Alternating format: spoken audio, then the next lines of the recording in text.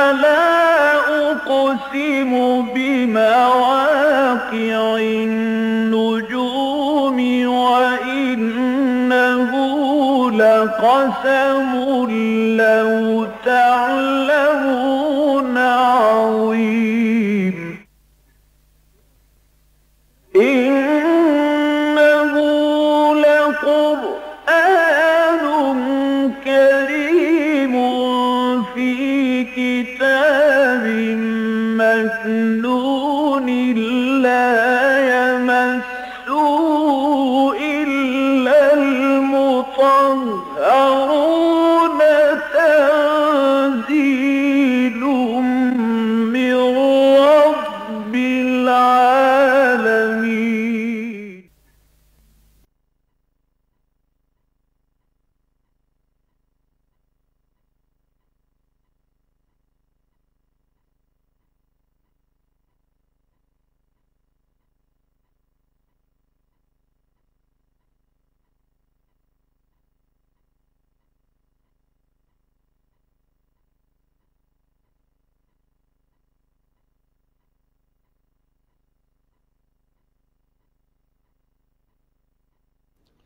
نحمده ونصلي على رسوله الكريم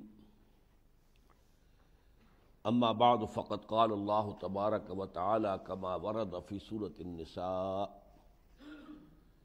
اعوذ بالله من الشيطان الرجيم بسم الله الرحمن الرحيم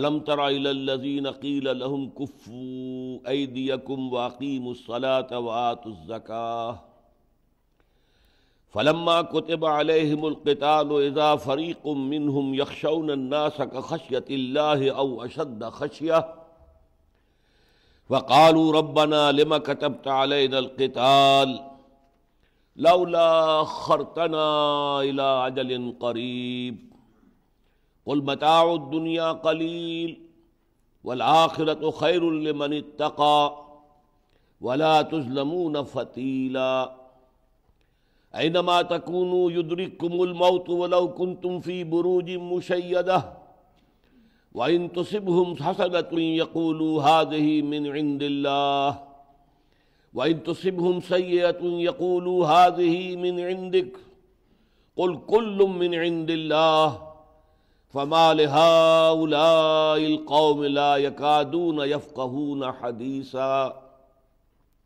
ما أصابك من حسنة فمن الله وما أصابك من سيئة فمن نفسك وأرسلناك للناس رسولا وكفى بالله شهيدا من يطع الرسول فقد أطاع الله ومن تولى فما أرسلناك عليهم حفيظا ويقولون طاعة فإذا برزوا من عندك بيت طائفة منهم غير الذي تقول والله يكتب ما يبيتون فأعرض عنهم وتوكل على الله وكفى بالله وكيلا أفلا يتدبرون القرآن ولو كان من عند غير الله لوجدوا فيه اختلافا كثيرا وإذ جاءهم أمر من الأمن بالخوف أضاعوا به ولو ردوه إلى الرسول وإلى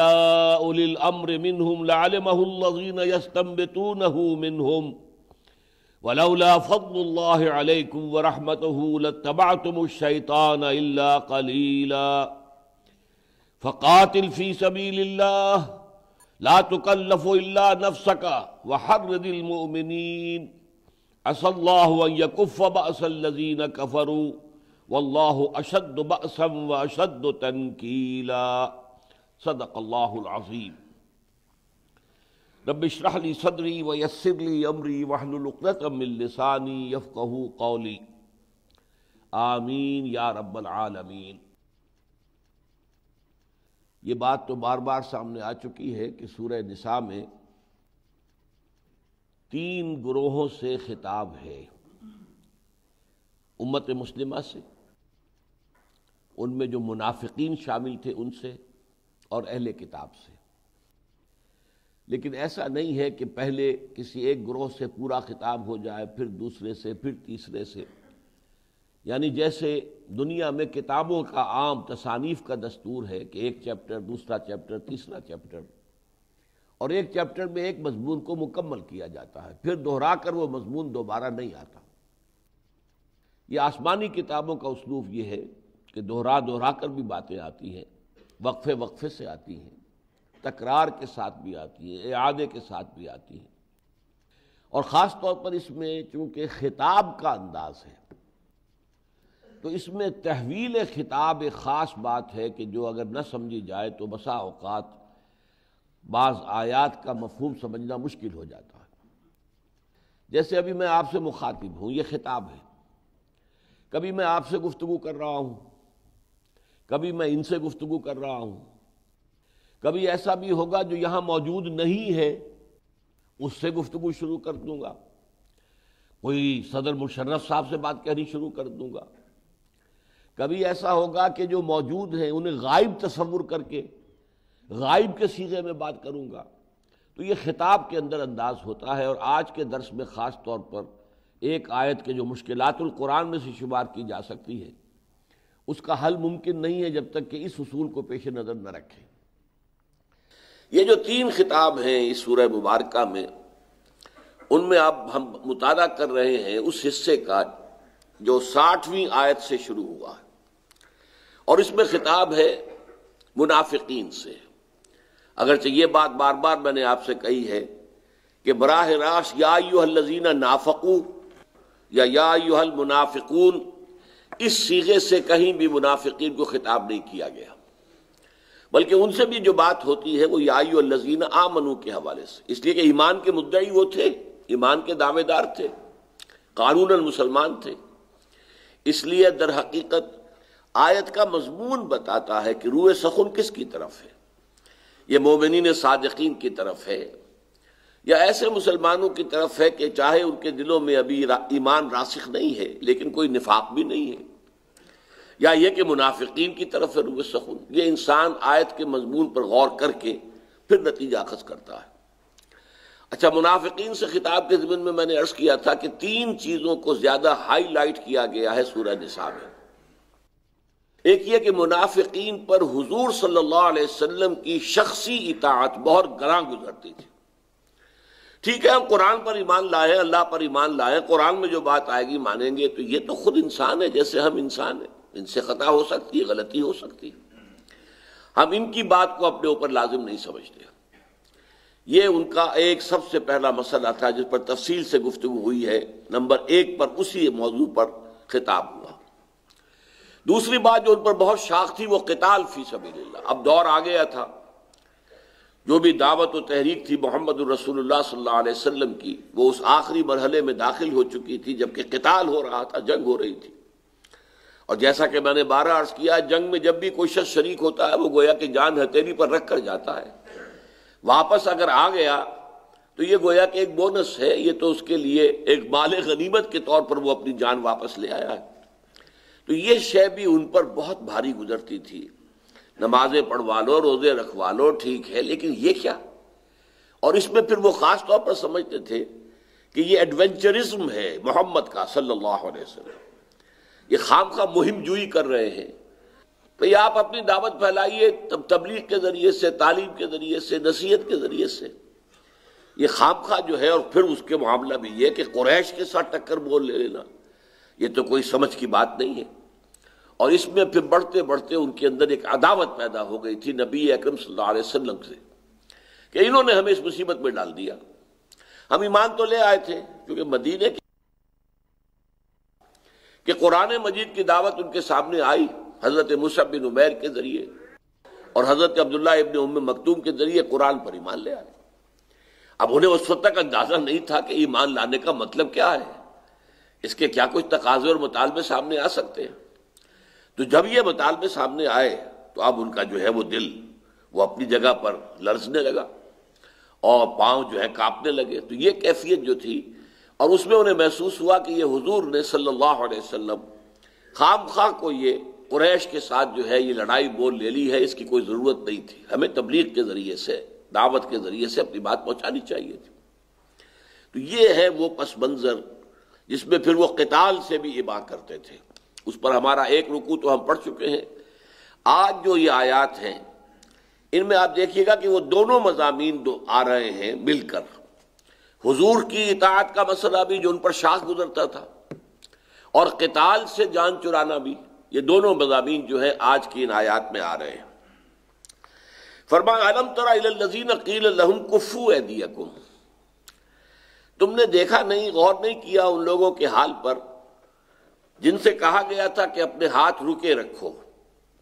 مکے میں 12 برس تک حکم یہی تھا، ہاتھ رکے رکھو، اگرچہ اس کے ساتھ یہ بھی تھا چاہے تم پر مار پڑے، تمہیں ستایا جائے، یہاں تک کہ تمہارے ٹکڑے کر دیے جائیں، یہاں تک کہ تمہیں زندہ جو ہے انگاروں پر بھون دیا جائے، تمہیں جوابی کارروائی نہیں کرنی، اس کی طرف اشارہ ہو رہا ہے۔ تو اس وقت بہت سے جوشیلے لوگ یہ کہا کرتے تھے کہ حضرت ہمیں بھی لڑنا چاہیے، آخر اس طرح جو ہے ہم بھیڑوں بکریوں کی طرح ان کے ظلم و ستم جو ہے برداشت کرتے رہے کب تک، ہمیں جنگ کی اجازت دیجیے۔ اور حضور فرماتے تھے نہیں، ابھی اجازت نہیں ہے۔ مدینے میں آ کر صورتحال بدل گئی، اب جنگ لازم کر دی گئی، ابتدا میں تو جنگ کی اجازت دی گئی اور اس کے بعد پھر وقت آیا کہ اس کو لازم کر دیا گیا۔ تب بعض ہو سکتا ہے کہ مہاجرین میں سے بھی ہوں، لیکن یہ کہ خاص طور پر منافقین مکہ کے لیے یہ بات بڑی شاخ گزر رہی تھی۔ الم تر الی الذین قیل لہم کفوا ایدیکم، کیا تم نے غور نہیں کیا ان لوگوں کے حال پر کہ جن سے کہا گیا تھا کہ اپنے ہاتھ بندھے رکھو، روکے رکھو، وَأَقِیمُوا الصَّلَاةَ وَآتُوا الزَّکَاةَ، اور نماز قائم رکھو اور زکوٰۃ دیتے رہو، یعنی ابھی ان چیزوں کے ذریعے سے تمہاری تربیت مطلوب ہے، یہ کام کرتے رہو۔ فَلَمَّا كُتِبَ عَلَيْهِمُ الْقِتَالُ، تو اب جب کہ ان پر جنگ فرض کر دی گئی، یہ کوتبہ کا لفظ جو آتا ہے قرآن مجید میں یہ کسی چیز کی فرضیت اور وجوب کے لیے آتا ہے۔ کتب علیکم الصیام، تم پہ روزہ رکھنا فرض کر دیا گیا۔ کتب علیکم القتال، تم پر جنگ فرض کر دی گئی۔ کتب علیکم اذا حضر احدکم الموت ان ترک خیرا الوصیہ، لکھ دی گئی ہے تم پر، واجب کر دی گئی ہے تم پر، جب تم میں سے کسی کی موت کا وقت آئے اور وہ کوئی مال چھوڑ رہا ہو تو وصیت کرے۔ یا ان الصلاۃ کانت علی المؤمنین کتابا موقوتا، کتابا موقوتا، تو یہ جو ہے کتابا موقوتا یہ بھی شریعت کے لیے لفظ آتا ہے کسی چیز کے حلال اور حرام ہونے کے لیے۔ حضور کے لیے جو یہ 4 الفاظ آئے ہیں، یتلو علیہم آیاتہ ویزکیہم ویعلمہم الکتاب، ویعلمہم الکتاب سے مراد ہے شریعت کی تعلیم دینا، والحکمہ، اور حکمت کی تعلیم دینا، احکام شریعت کی بھی حکمتیں سمجھانا، اور ایک بلندتر سطح پر اس کائنات کے اندر جو کہ مابعد الطبیعات امور ہے ان کی حکمت سمجھانا۔ فلما کتب علیہم القتال، جب ان پر جنگ فرض کر دی گئی، اذا فریق منہم یخشون الناس کخشیۃ اللہ او اشد خشیہ، تو تم دیکھتے ہو کہ ان میں سے بعض لوگ وہ ہیں جو اب لوگوں سے ایسے ڈر رہے ہیں جیسے کہ اللہ سے ڈرنا چاہیے، بلکہ اس سے بھی زیادہ ڈر رہے ہیں۔ اللہ کا خوف، چونکہ یہ لوگ منافق ہیں، اللہ کا خوف ان کے دلوں میں اتنا نہیں ہے جتنا کہ ان کفار کا خوف ہے، جتنا کہ قریش کا خوف ہے، جتنا ان سے ڈر رہے ہیں۔ تو تم دیکھتے ہو اذا فریق منہم یخشون الناس کخشیۃ اللہ واشد خشیہ، وقالوا، اور وہ کہتے ہیں ربنا لما کتبت علینا القتال، پروردگار کیوں تو نے ہم پر یہ جنگ فرض کر دی ہے، کیوں یہ اللہ اپنی راہ کے اندر لڑائی لڑنا، جنگ کرنا فرض کر دیا ہے۔ لولا اخرتنا الی اجل قریب، کیوں نہ تو نے ہمیں مزید مہلت دی ایک کچھ اور مدت کے لیے، اسے ابھی اور ٹال دیتا، یہ وقت اس کے لیے ابھی مناسب نہیں آیا ہے ہماری سمجھ میں، لہذا اس کو اور ٹال دیا جاتا، ہمیں کچھ اور مہلت دے دی جاتی۔ قل، اے نبی ان سے کہہ دیجئے، متاع الدنیا قلیل، یہ تم سب کچھ اس لیے کہہ رہے ہو کہ تمہیں دنیا بہت محبوب ہے، تو جان لو کہ دنیا کا ساز و سامان قلیل ہے۔ یہ قلیل کا لفظ عربی زبان میں دونوں معنی میں آتا ہے، انگریزی میں اے لٹل کا کچھ اور مفہوم ہے اور دی لٹل کا کچھ اور مفہوم ہے، دی لٹل نہ ہونے کے برابر، اے لٹل کچھ کسی درجے میں۔ تو یہ جو دنیا کا ساز و سامان ہے یہ تو نہ ہونے کے برابر ہے، آخرت کے مقابلے میں جب اسے لاؤ گے، ایک فائنائٹ اور ایک انفائنائٹ، ایک محدود زندگی ہے، موت آ کر رہنی ہے، اور ایک وہ انفائنائٹ زندگی ہے جس کا کبھی جو ہے وہ اختتام ہوگا ہی نہیں. کیا تقابل اس میں ہو سکتا؟ فائنائٹ اور انفائنائٹ میں کوئی ریشیو پروپورشن نہیں. فما متاع الحیات الدنیا قلیل والآخرۃ خیر لمن اتقی، اور آخرت جو کہ ابدی ہے، ہمیشہ کی ہے، جو حقیقی زندگی ہے، وہ بہت بہتر ہے ان کے لیے جو تقوی کی روش اختیار کرے. اور تقوی کیا ہے؟ جو اللہ کا حکم آئے سر تسلیم خم. جس مرحلے میں جو حکم تھا، مکے میں حکم تھا مارے کھاؤ ہاتھ نہ اٹھاؤ، سر تسلیم خم. اب حکم آیا اس کے بعد جو تم سے جنگ کرتے ہیں جنگ کرو، سر تسلیم خم. مکے میں کعبے کی طرف رخ کر کے نماز پڑھ رہے تھے، سر تسلیم خم. اور یہاں آ کر حکم ہو گیا کہ بیت المقدس کی طرف رخ کرو، سر تسلیم خم. یہ تقویٰ ہے. اللہ کا جو حکم جس وقت آئے اس میں یہ ہے کہ رد و بدل تو ہوگا، حالات بدلیں گے، اور جو یہ پروسیس ہے ریولوشن کا، ریولوشنری پروسیس، اس میں مدارج اور مراحل آئیں گے. ایک مرحلے کا حکم وہ تھا کفو ایدیکم، اور ایک مرحلے کا حکم یہ ہے کہ قاتلوا فی سبیل اللہ الذین یقاتلونکم، نکلو اللہ کے راستے میں. اس لیے والآخرۃ خیر لمن اتقی، جس وقت جو حکم آئے سر تسلیم خم کرو. ولا تظلمون فتیلا، اور دیکھو تم سے بال برابر بھی، دھاگے برابر بھی ظلم نہیں کیا جائے گا، تمہارا حق نہیں مارا جائے گا. تم اللہ کی راہ میں انفاق کرو گے، قتال کرو گے، بھرپور صلہ مل جائے گا. یہ جو عربی زبان میں الفاظ آتے ہیں، ظاہر بات ہے کہ ان کا جو مشاہدہ تھا اس سے وہ الفاظ اخذ کیے جاتے ہیں. فتیل کہتے ہیں عربی زبان میں. آپ کبھی کھجور کھائیں تو کھجور کو جب آپ توڑیں گے یا کھولیں گے، شق کریں گے، تو دیکھیں گے کہ اس کی گٹھلی کے ساتھ ایک چھوٹا سا دھاگا بندھا ہوتا ہے. یوں سمجھیے کہ یہ ناف ہے کھجور کی گٹھلی کے ساتھ جوڑنے والا. کھجور کو جیسے ماں کے ساتھ، ماں کے رحم کے ساتھ وہ ناف جو کہلاتی ہے، وہ جو ہے بچے کو جوڑے ہوئے ہے، اس طریقے سے اس کو کہتے ہیں فتیل. بہت ہی چھوٹی، بہت ہی حقیر سی شے. تو فرمایا اتنا بھی اللہ تعالیٰ تم پر ظلم نہیں کرے گا، بلکہ تمہارے اعمال، تمہاری قربانیاں، تمہارے سرفروشیاں اللہ تعالیٰ کے ہاں یہ سب ان کا حساب ہے اور بھرپور جزا ملے گی. باقی رہ گیا اگر تم موت سے ڈرتے ہو، اینما تکونوا یدرککم الموت، جہاں کہیں بھی ہوگے موت تو تمہیں آ لے گی. وَلَوْ كُنْتُمْ فِي بُرُوجٍ مُشَيَّدَةٍ، چاہے تم ایسے قلعوں کے اندر ہو کہ جن کا پورا استحکام کر لیا گیا. یہ مشیر جو ہے اور مشیدہ، جسے آج کل ہم کہیں گے ری انفورس کانکریٹ، پچھلے زمانے میں اسی طرح ہوتا تھا، سیسا پلائی ہوئی دیوار، تو جسے پوری طریقے سے جو سیمنٹ سبسٹنس وہ بہت مضبوط ہو اور اس کو توڑنا مشکل ہو، تو اس طرح کی دیواروں کے اندر، اس طرح کی دیواروں کے بنے ہوئے فصیلوں کے اندر جو قلعوں کے اندر ہوگے، تب بھی موت تو آ جائے گی. موت کو کوئی راستہ روک نہیں سکتا، موت کو کوئی فصیل روک نہیں سکتی. یہ نہیں ہے کہ گھروں میں بیٹھے رہو گے تو موت نہیں آئے گی، موت کو تو اپنے وقت پر آنا ہے. اینما تکونوا، جہاں کہیں بھی ہوگے، یدرککم الموت، ادرکا یدرکو، پا لینا، موت تمہیں پا لے گی. جیسے کہ سورہ جمعہ میں کہا گیا ہے کہ وہ موت جس سے تم بھاگتے ہو، ان الموت الذی تفرون منہ فانہ ملاقیکم، جس موت سے تم بھاگتے ہو وہ موت خود آ کر تم سے ملاقات کر لے گی، وہ تو آگے بڑھ کے تمہیں لے لے گی. اینما تکونوا یدرککم الموت ولو کنتم فی بروج مشیدہ وان تصبہم حسنۃ. اب یہاں معاملہ آ رہا ہے وہ حضور کے ساتھ ایک عناد کا معاملہ، دشمنی کا معاملہ، بغض کا معاملہ. اور اگر انہیں کوئی بھلائی مل جاتی ہے، ان تصبہم سیئۃ، کسی مہم پر بھیجا، کامیاب ہو کر لوٹ آئے، یقولوا ھذہ من عند اللہ، تو بہت مومنانہ شان کے ساتھ کہتے ہیں یہ تو بڑا اللہ کا فضل ہوا ہے، بڑا اللہ کا کرم ہوا ہے، یہ تو اللہ کی ہم پر بڑی مہربانی ہوئی ہے، یہ فتح تو ہمیں اللہ نے دلوائی ہے. وَإِن تُصِبْهُمْ سَيِّئَةٌ، اور اگر کہیں کوئی تکلیف آ گئی، مصیبت آ گئی، کہیں مہم کے اندر ناکامی ہو گئی، نقصان ہو گیا جانی و مالی، یقولوا ھذہ من عندک، تو وہ آ کر کہتے ہیں اے محمد یہ آپ کی غلطی کی وجہ سے ہوا ہے، آپ کی پلاننگ غلط تھی، آپ نے صحیح وقت کا انتخاب نہیں کیا. یا جیسے کہ آج کل کہا جا رہا ہے امریکہ میں کہ بش کی بڑی غلطی تھی کہ اس نے مناسب تعداد کے اندر فوج نہیں بھیجی عراق کے اندر.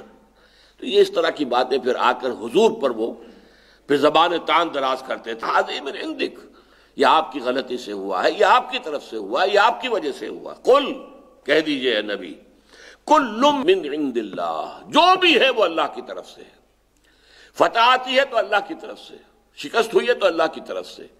اب یہاں ذرا فلسفہ جو ہے اسلام کا، اس کا ایک موضوع سمجھ لیجئے، وہ کیا ہے کہ انسان اپنے اعمال کا کاسب تو ہے، خالق نہیں ہے۔ میں چاہتا ہوں اس گھڑی کو اٹھاؤں، ارادہ میرا ہے، میں اٹھا نہیں سکتا جب تک کہ اللہ کا اذن نہ ہو۔ کتنی فزیکل فورسز ہیں کہ جو اس میں انوالوڈ ہیں، اس گھڑی پر ہوا کا پریشر کتنا ہے، پھر یہ کہ میرا یہ ہاتھ میں ارادہ کروں اسی وقت اللہ تعالیٰ فالج گرا دے اس کے اوپر، میں نہیں اٹھا سکتا۔ لہذا کسی خیال، کسی کام کا ارادہ کرنا ہماری طرف سے ہے، لیکن خلق عمل جو ہے، واللہ خلقکم وما تعملون، اللہ ہی نے تمہیں بھی پیدا کیا، جو کوئی تم عمل کرتے ہو اس کا بھی خالق وہی ہے۔ البتہ اپنے ارادے کی وجہ سے کاسب تم ہو جاتے ہو۔ اب چاہے ہم اسے اپنی طرف منسوب کر لیں اور چاہے اللہ کی طرف منسوب کر لیں، یہ گھڑی مجھ سے اللہ نے اٹھوائی ہے یا یہ گھڑی میں نے اٹھائی ہے، دونوں باتیں کہی جا سکتی ہیں۔ ارادہ میرا تھا لہذا گویا کہ میں نے اٹھائی، خلق عمل اللہ کی طرف سے تو گویا کہ اللہ نے اٹھوائی۔ تو فرمایا قل کل من عند اللہ، اب چونکہ خیر یا شر جو بھی آ رہا ہے اللہ کے اذن سے آ رہا ہے، چاہے اس کے دوسرے اسباب ہیں۔ میں نے بارہا مثال دی ہے کہ ایک درویش جا رہا تھا اور جاتے ہوئے وہ کہہ رہا تھا جو رب کرے سو ہو، جو رب کرے سو ہو، جو رب کرے سو ہو۔ ایک شخص نے اٹھا کے سر پر پتھر مارا، اس نے پلٹ کر دیکھا تو کہا مجھے کیا دیکھتے ہو، جو رب کرے سو ہو، جو رب کرے سو ہو۔ کہنے لگے ہاں بھائی مجھے تو یہ پتھر لگا ہے رب کے مارنے سے، لیکن میں دیکھ رہا تھا بیچ میں منہ کالا کس کا ہو گیا، یعنی تم نے جو مارا ہے پتھر، تم اپنے جرم کے جواب دے اللہ کے ہوگے، اللہ کے سامنے۔ ہاں لاکھ تم کوشش کرتے مجھے پتھر نہ لگتا، اگر اللہ نے چاہتا تمہارا نشانہ چوک جاتا، میں عین وقت پہ ذرا ایسی حرکت کر دیتا کہ وہ مجھے پتھر نہ لگتا۔ تو یہ دونوں فیکٹرز تھے۔ اصلاً تو اللہ اگر نہ چاہتا تو پتھر نہیں لگ سکتا، تو میں کہہ سکتا ہوں کہ مجھے پتھر اللہ نے مارا ہے، لیکن یہ کہ بیچ میں تم سبب بن گئے نا، تو تمہارا یہ بیچ میں منہ کالا کس کا، بس صرف یہ دیکھ رہا تھا میں، باقی مجھے پتھر لگا ہے تو اللہ کے مارے لگا ہے۔ تو یوں سمجھو قل کل من عند اللہ، جو بھی کچھ ہے اللہ کی طرف سے ہے۔ فما لہؤلاء القوم لا یکادون یفقہون حدیثا، تو کیا ہو گیا ہے ان لوگوں کو، یہ کوئی بات سمجھ کر نہیں دیتے، کوئی بات ان کی سمجھ میں نہیں آ رہی، ایمان کے حقائق تک سے یہ بالکل ناآشنا ہے، ان چیزوں کو نہیں سمجھ رہے۔ اب ما اصابک من حسنۃ، اب یہاں پہ ان سے خطاب کیا جا رہا ہے۔ ابھی تک تو یہ صیغہ غائب میں تھا کہ ان کا کیا حال ہے، یقولوا ھذہ من عندک، انہوں نے کہا صیغہ غائب میں، اب اللہ ان سے مخاطب ہے۔ ما اصابک من حسنۃ فمن اللہ، دیکھو جو بھی خیر تم پر آتی ہے وہ واقعی اللہ کی طرف سے ہے، وما اصابک من سیئۃ فمن نفسک، اور جو بھی برائی تم پر آتی ہے وہ تمہارے نفس کی وجہ سے آتی ہے۔ اب دونوں چیزیں اپنی جگہ رکھیے کہ اللہ کے اذن کے بغیر کوئی شے نہیں آ سکتی، لہذا چاہے کوئی تکلیف دہ شے ہے، چاہے کوئی مسرت افزا اور مسرت بخش شے ہے، اللہ کی طرف سے ہے۔ لیکن اس کا جو دوسرا پہلو ہے، دوسرا فیکٹر ہے، تم نے نیکی کا ارادہ کیا، اللہ نے نیکی کی توفیق دے دی، تم نے غلط سوچا، اس کے نتیجے میں اللہ نے اس کا نتیجہ جو ہے وہ سینکشن کر دیا کہ اس غلط بات کی سزا ان کو مل جانی چاہیے، لیکن وہ تمہاری غلطی کی وجہ سے ہوا۔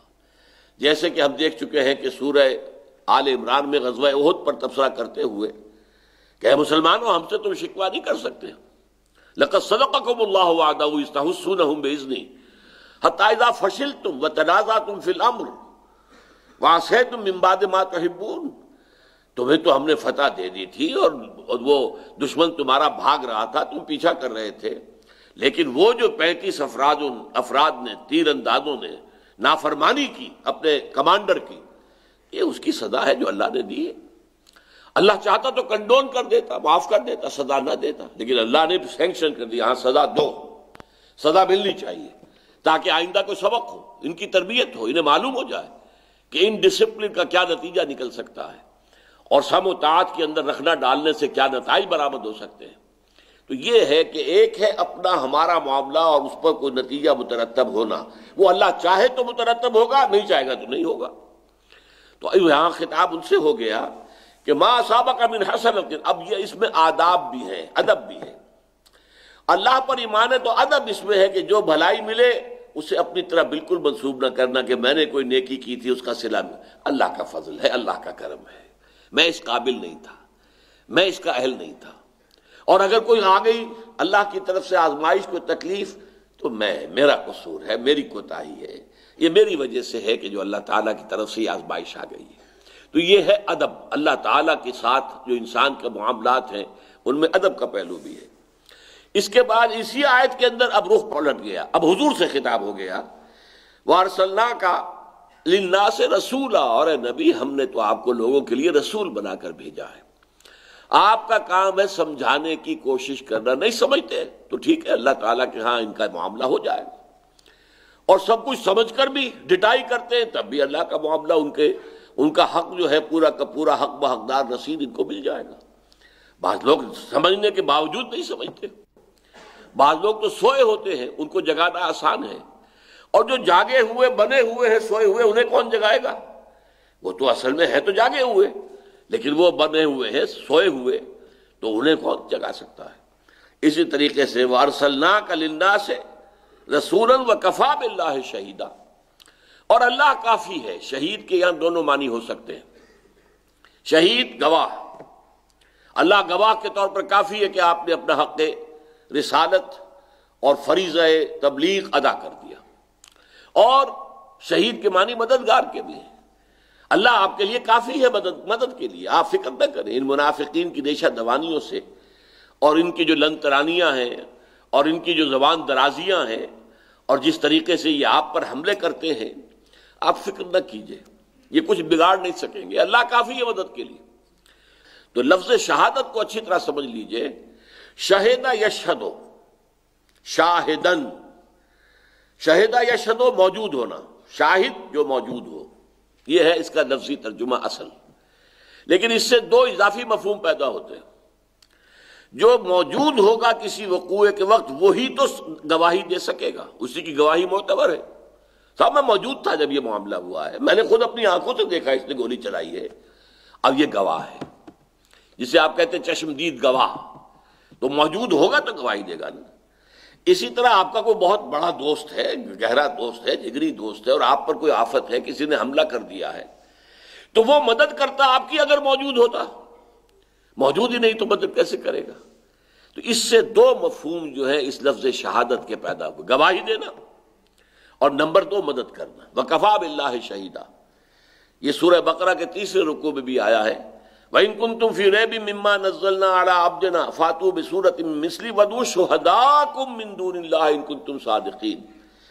اے لوگوں، اگر تمہیں واقعی یہ شک ہے اس کتاب کے بارے میں، قرآن کے بارے میں، کہ یہ اللہ کا کلام نہیں ہے بلکہ یہ محمد صلی اللہ علیہ وسلم نے خود جو ہے موضوع کر لیا ہے، خود ہی گھڑ لیا ہے، خود ہی تالیف کر لی ہے اس کی، تو تم بھی ایک صورت بنا کر لے آؤ اور سب اپنے مددگاروں کو بلا لو، اللہ کے سوا تمام مددگاروں کو، سارے شعراء، خطباء، ادباء، بلا لو سب کو، یہاں تک کہ جو کاہن لوگ ہیں وہ جو اپنے موکل ہوتے ہیں وہ جن، ان کو بھی بلا لیں، اور سب مل جل کر قرآن مجید کی صورتوں کی طرح کی ایک صورت ہی تصنیف کر کے لے آؤ۔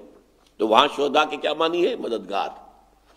تو فرمایا وَكَفَىٰ بِاللَّهِ شَهِيدًا، اللہ گواہی کے لیے بھی کافی ہے کہ آپ نے حق رسالت ادا کر دیا۔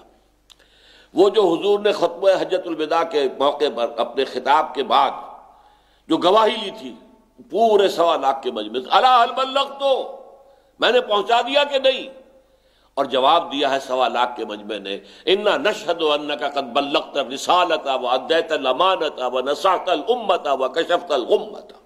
جی ہاں حضور، ہم گواہ ہیں، آپ نے حق رسالت ادا کر دیا، آپ نے حق امانت ادا کر دیا۔ قرآن امانت تھی آپ کے پاس، اللہ نے ہمارے لیے نازل کیا تھا، آپ پر نازل کیا تھا، آپ کے پاس امانت تھی ہمارے لیے، آپ نے امانت پہنچا دی، اور آپ نے ہماری خیر خواہی کا حق ادا کر دیا۔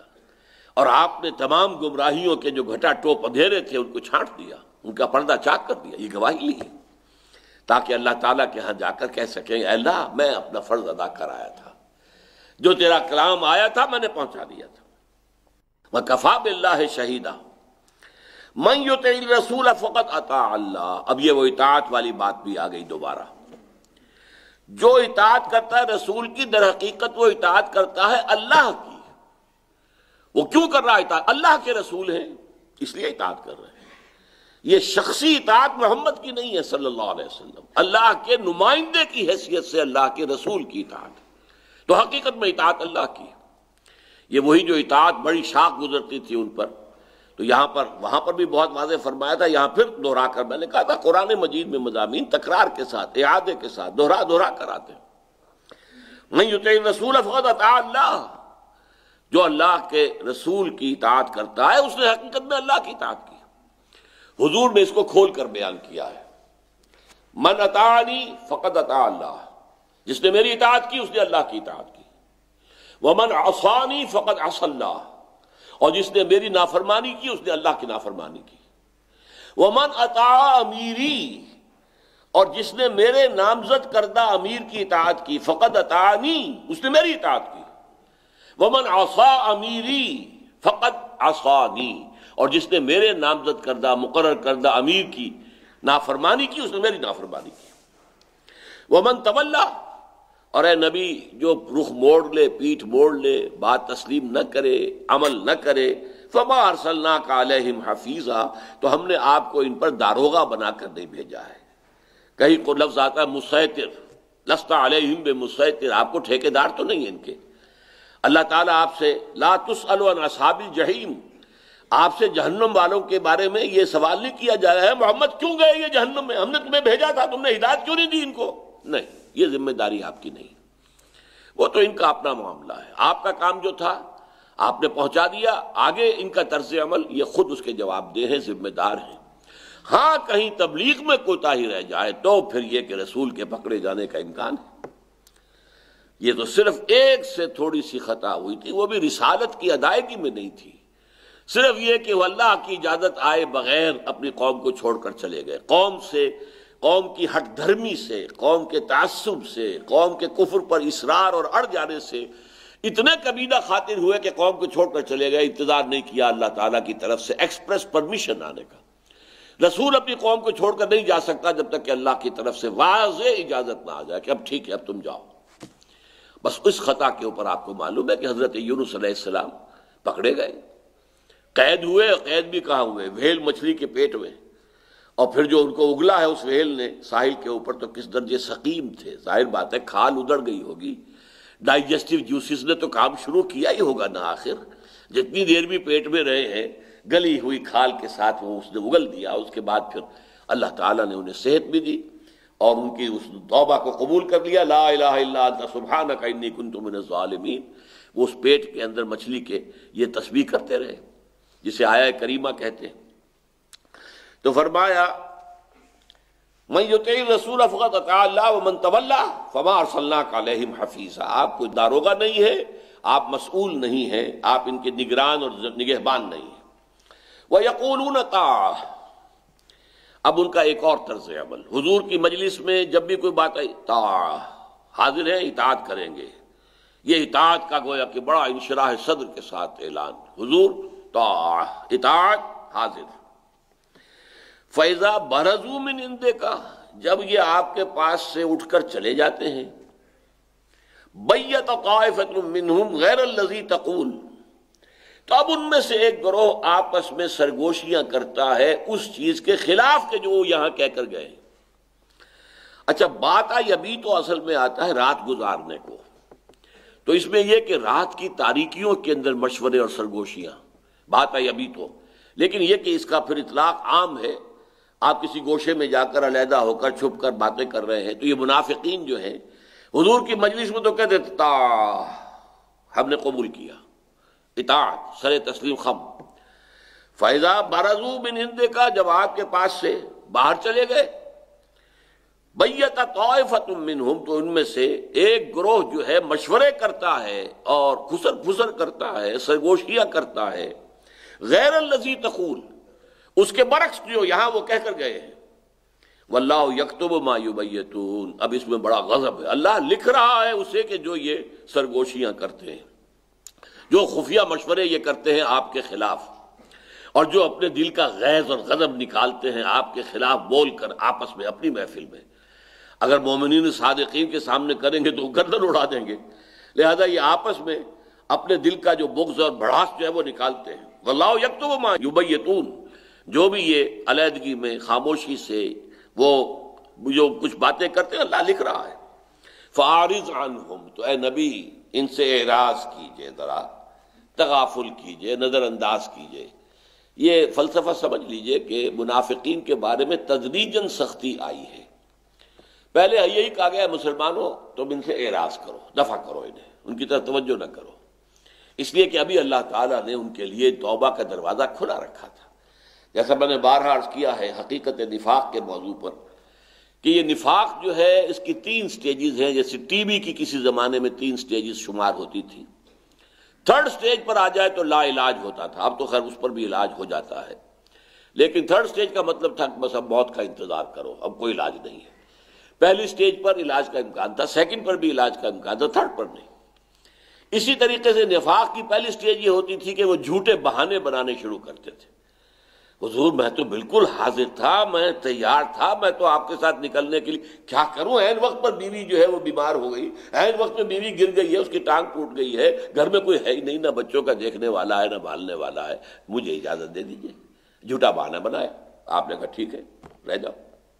حضور یہ جانتے ہوئے بھی کہ یہ جھوٹ بول رہا ہے، پھر بھی آپ کی شرافت اور مروت کے خلاف یہ بات تھی کہ کہتے کہ تو جھوٹا ہے، نہیں ٹھیک ہے، وہ تو جو کمائی کرے گا اپنے لیے کرے گا، جو کھو رہا ہے اپنے لیے کھو رہا ہے، یہ تو موقع تھا اللہ کی رضا کے حصول کا اور اعلیٰ مراتب حاصل کرنے کا، یہ کھو رہا ہے تو اپنا کھو رہا ہے۔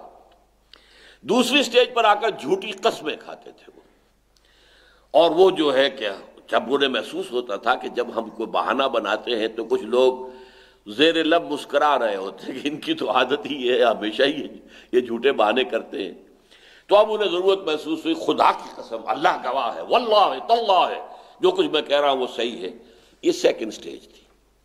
3rd سٹیج پر آ کر دشمنی پیدا ہو جاتی تھی، جیسے کہ یہاں آپ دیکھ رہے ہیں کہ حضور کے خلاف اب ایک دشمنی کی کیفیت پیدا ہو گئی، بغض، اور نہ صرف حضور سے بلکہ صالحین اور صادقین ایمان جو ہیں ان کے، یہ لوگ ہیں، یہ پاگل ہیں، یہ بے وقوف ہیں، سفہا ہیں، یہ جب ایک پکار آتی ہے چل پڑتے، دیکھتے نہیں نہ دائیں نہ بائیں، نہ اپنے بچوں کا خیال، نہ اپنے گھر کا خیال، نہ اپنے مال مویشی کا خیال، نہ یہ خیال کہ ابھی تو کھجور کی فصل تیار کھڑی ہے، نہ اتاری تو ضائع ہو جائے گی، کچھ خیال ہی نہیں کرتے، پاگل ہے بالکل۔ لہذا ان سے بھی دشمنی، یہ بھی نہ جاتے تو ہم اور یہ ایک جیسے ہو جاتے، برابر ہو جاتے، اب یہ چونکہ آگے بڑھ گئے تو ہمارا پیچھے رہ جانا جو ہے نمایاں ہو گیا ہے، لہذا ان کی وجہ سے ہم نمایاں ہو رہے۔ تو اہل ایمان سے دشمنی اور خاص طور پر حضور سے دشمنی اور بغض، یہ نفاق کی وہ 3rd سٹیج ہے۔ لیکن اللہ تعالیٰ پہلی 2nd سٹیج میں اور 3rd سٹیج کی بھی آغاز کے اندر ان کے لیے امکان رکھتا ہے، توبہ کر لو، باز آ جاؤ، ٹھیک ہو جاؤ۔ اس کے بعد پھر وہ وقت آتا ہے، سورہ نساء تک ابھی دروازہ کھلا رکھا گیا، لیکن پھر سورہ توبہ میں اور سورہ منافقون میں دروازہ بند کر دیا گیا۔ استغفر لہم او لا تستغفر لہم ان تستغفر لہم 70 مرۃ لن یغفر اللہ لہم، اے نبی آپ ان کے لیے استغفار کریں یا نہ کریں، اگر آپ ان کے لیے 70 مرتبہ بھی استغفار کریں گے تب بھی اللہ ان کو معاف نہیں کرے گا، دروازہ بند۔ اسی طرح کی آیت جو ہے وہ سورہ منافقون میں ہے، وہاں اعلان کر دے دروازہ بند، سواء علیہم استغفرت لہم ام لم تستغفر لہم لن یغفر اللہ لہم ان اللہ لا یہدی القوم الفاسقین، ان کے حق میں برابر ہے نبی، چاہے آپ استغفار کریں ان کے لیے چاہے نہ کریں، اللہ ہرگز معاف نہیں کرے گا۔ یہ سختی ہے، ان المنافقین فی الدرک الاسفل من النار، یہ تو اب آگ کے سب سے نچلے طبقے کے اندر جانے والے۔ تو یہ جا کر سورہ توبہ میں بات آئی ہے، اس سے پہلے ابھی یہ عارض عنہم، چھوڑیے ان کو، ان سے زیادہ آپ جو ہے ان کی طرف التفات ہی نہ کیجیے، توجہ ہی نہ کیجیے۔ وتوکل علی اللہ، اور پورا بھروسہ آپ اللہ پر رکھیے، یہ نہیں بھی جائیں گے تو کیا ان کا نہ جانا جو ہے وہ فیصلہ کن ہو جائے گا فتح شکست کے اندر؟ 300 آدمی لے کر غزوہ احد کے اندر عبداللہ ابن ابی عین وقت پر چھوڑ کر چلا گیا. سوچئے کہ یہ کس درجے مورال گرانے والی بات تھی. عین وقت ہے، صف بندی ہو رہی ہے، سامنے وہ قریش کا لشکر جو ہے صفے بنا رہا ہے، ادھر حضور کا فوج صفے بنا رہا ہے. اس وقت کل تو 1000 آئے تھے، 3000 کے مقابلے میں 1/3 تو پہلے ہی تھے، ان میں سے بھی 300 لے کر واپس چلا گیا. تو ظاہر بات ہے کہ مورال جو ہے مسلمانوں کا بحیثیت مجموعی کمزور ہوا کہ نہیں ہوا؟ چنانچہ 2 گروہ جو ہیں سورہ آل عمران میں ہم پڑھ آئے ہیں کہ طائفتین جو ہیں، طائفتان من المومنین، تو ان کے بھی قدم کچھ ڈگمگا سے گئے تھے، لیکن پھر اللہ نے انہیں جما دیا. تو اس کے یہ ہے، لیکن اے نبی اس پر کسی شکست اور فتح کا دار و مدار نہیں ہے، فوراً فتح ہو گئی. وہ 700 جو ہے وہ 3000 کے مقابلے میں فتح ہو گئی. وہ تو فتح کے بعد غلطی کی ہے 35 جو ہے جو تیر انداز تھے، جس کی وجہ سے اللہ تعالیٰ نے اس فتح کو عارضی شکست سے بدل دیا. وَتَوَكَّلْ عَلَى اللَّهِ وَكَفَى بِاللَّهِ وَكِيلًا، اللہ پر توکل کیجئے اور اللہ کافی ہے کارساز ہونے کے اعتبار سے. وکیل کہتے ہیں کام بنانے والا.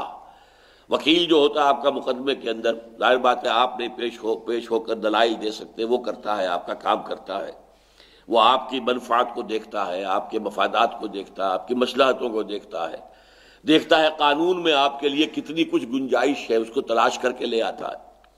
تو کفا باللہ وکیلا، اللہ کافی ہے بحیثیت وکیل، بحیثیت کارساز. افلا یتدبرون القرآن ولو کان من عند غیر اللہ لوجدوا فیہ اختلافا کثیرا. تو کیا یہ لوگ قرآن پر تدبر نہیں کرتے، غور نہیں کرتے؟ نام تو بہت لیتے قرآن قرآن قرآن قرآن، جیسے کہ آج بھی اہل قرآن جو ہیں، اور یہ بالکل وہی وصف ہے منافقوں والا، نبی کی بات سے کتراتے ہیں. ہمارے لیے قرآن کافی ہے، حدیث کی کیا ضرورت ہے؟ بس قرآن، اہل قرآن ہیں ہم قرآن والے ہیں. لیکن ذرا اگر غور کرتے، تدبر کرتے، تو انہیں معلوم ہوتا قرآن مجید کے اندر اگر یہ اللہ کے بجائے کسی اور کی طرف سے ہوتا تو اس میں اختلاف ہوتا، تضادات ہوتے، ایک دوسری سے چیزیں ٹکراتی. یہاں تو بالکل ایک ہی بات ہے، لیکن ایک تدریجاً ترقی کر رہی ہے. ٹھیک ہے، کوئی کہنے کو کہہ سکتا ہے کہ یہ تو تضاد ہے کہ پہلے شراب کے بارے میں صرف یہ کہا گیا کہ اس کے اندر جو برائی ہے وہ زیادہ ہے بھلائی سے، منافع بھی ہے لیکن اس کے اندر جو نقصانات ہیں وہ زیادہ برے ہیں. اسمہما اکبر من نفعہما. پھر اس کے بعد ایک وقت آیا کہہ دیا گیا کہ اگر شراب کے نشے میں ہو تو نماز کے قریب بن جاؤ. پھر وقت آیا کہ جب کہہ دیا گیا شراب مطلقاً حرام فاجتنبوہ فہل انتم منتہون. بعد آتے ہو کہ نہیں آتے؟ یہ تدریج ہے اس کے ساتھ، لیکن اسے تضاد نہیں کہیں گے. لیکن اگر اللہ کے بجائے کسی اور کا کلام ہوتا تو اس میں تضاد ہوتے.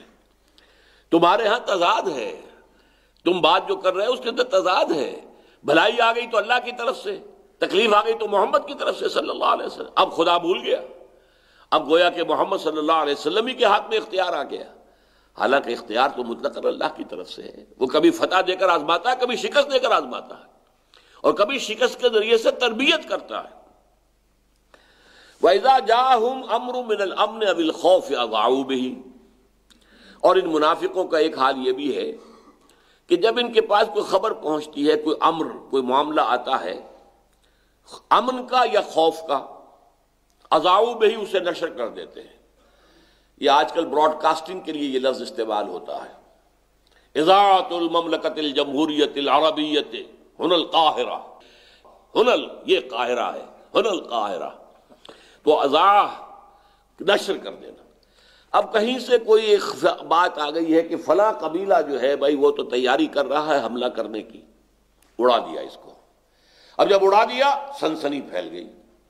معاملات جو ہے فوراً، جسے سنسنی خیزی آپ کہتے ہیں، جو آج کل ہمارے اخبارات کا خاص طور پر جو دوپہر کے اخبارات نکلتے ہیں ان کا خاص فن ہے یہ سنسنی خیزی، ایسی خبر لگانا جس سے ایک دفعہ لوگ چونک جائیں اور پھر دیکھیں اور 2 روپے کا وہ اخبار خرید لیں. تو اذاعوا میں اس کو عام کر دیتے ہیں. وَلَوْ رَدُّوهُ إِلَى الرَّسُولِ وَإِلَىٰ أُولِي الْأَمْرِ مِنْهُمْ لَعَلِمَهُ الَّذِينَ يَسْتَنبِطُونَهُ مِنْهُمْ. اگر یہ اس کو پہنچا دیتے، لوٹا دیتے رسول تک کہ حضور یہ خبر مجھے ملی ہے، اس طرح کی کوئی بات سننے میں آئی ہے، یا وہ اور دوسرے جو اولو الامر ہیں، بڑے لوگ ہیں، جو قبائل کے سردار ہیں، یا جو حضور کے یار غار ہیں، قریبی ہیں، ان کو اگر پہنچا دیتے تو ان لوگوں کے علم میں بات آ جاتی جو استنباط کر سکتے تھے، اس کے بارے میں اس کی تہ تک پہنچ سکتے تھے، اس کے بارے میں تحقیق کر سکتے تھے۔ تحقیق کے بعد اگر معلوم ہوتا کہ خبر اچھی ٹھیک ہے تو پھر اس کے لیے تیاری کرتے، لیکن خام خواہ سنسنی خیزی پیدا کر دینا اور خام خواہ جو ایک ابتری سی پیدا کر دینا، یہ وہ اڑاتے رہتے تھے۔ وَإِذَا جَاءَهُمْ أَمْرٌ مِّنَ الْأَمْنِ أَوِ الْخَوْفِ أَضَاعُوا بِهِ وَلَوْ رَدُّوهُ إِلَى الرَّسُولِ وَإِلَىٰ أُولِي الْأَمْرِ مِنْهُمْ لَعَلِمَهُ الَّذِينَ يَسْتَنبِطُونَ۔ استنباط کے معنی کیا ہے؟ نبتا، کوئی چیز پیدا ہو، استنباط تیز سے ہوگا، وہ کسی شے کو پیدا کرنا، نکالنا، ڈرائیو کرنا، لیکن یہاں پر وہ توئے کی شکل میں استنباط بن گیا ہے، تو یقیناً وہ استنباط کر سکتے اور اس کی تہ تک پہنچ سکتے۔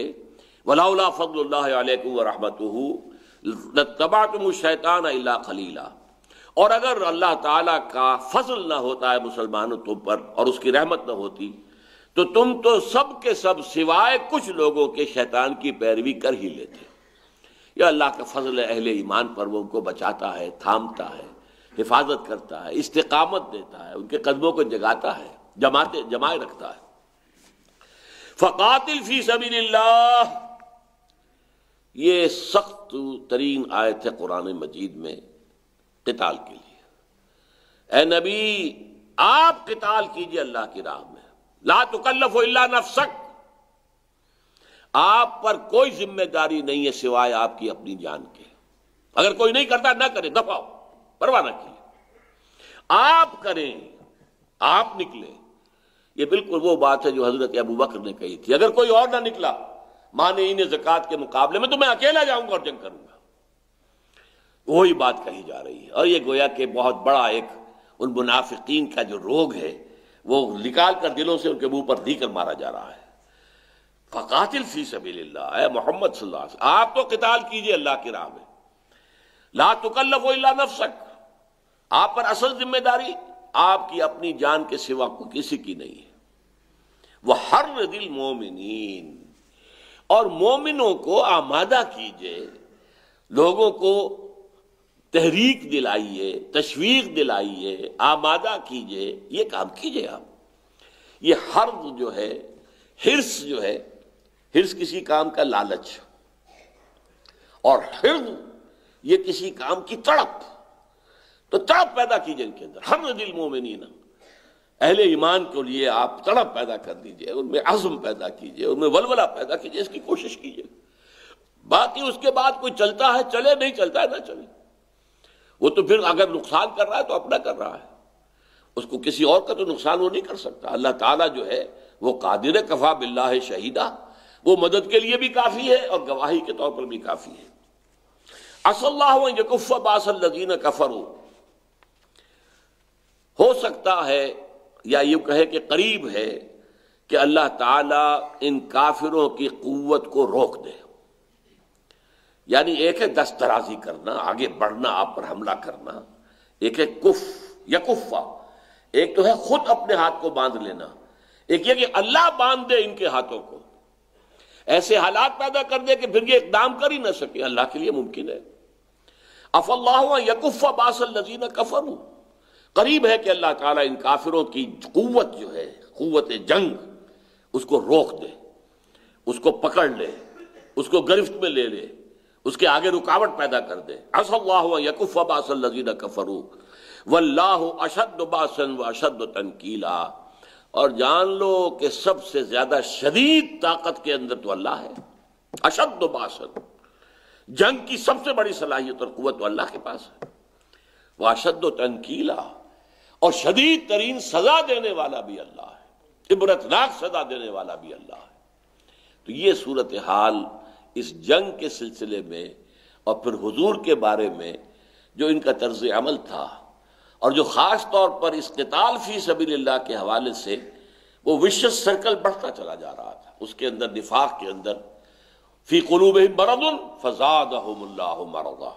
اللہ کا قاعدہ یہی ہے، آپ نیکی کی طرف بڑھیں، اللہ نیکی کا راستہ کھولتا چلا جائے گا، یہاں تک کہ پہلے آپ کو کچھ نیکیاں بہت مشکل نظر آ رہی ہوں گی، لیکن جب آپ اس طرح تدریجاً بڑھیں گے تو معلوم ہوگا کوئی مشکل نہیں تھی بھائی اس میں، یہ پہاڑ سا نظر آ رہا تھا، میں چڑھ آیا ہوں تو معلوم ہو رہا کچھ بھی نہیں۔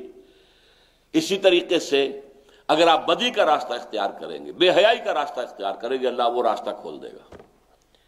پہلے یہ ہے کہ برقع اترے گا، چادر سی آ جائے گی، چادر اترے گی صرف اوڑھنی رہ جائے گی، اوڑھنی اترے گی وہ رسی بن کر گلے میں پڑ جائے گی، پھر آستینیں کھل جائیں گی، پھر سینہ کھلا ہوا ہوگا، یہ سب کچھ ہو جائے رفتہ رفتہ۔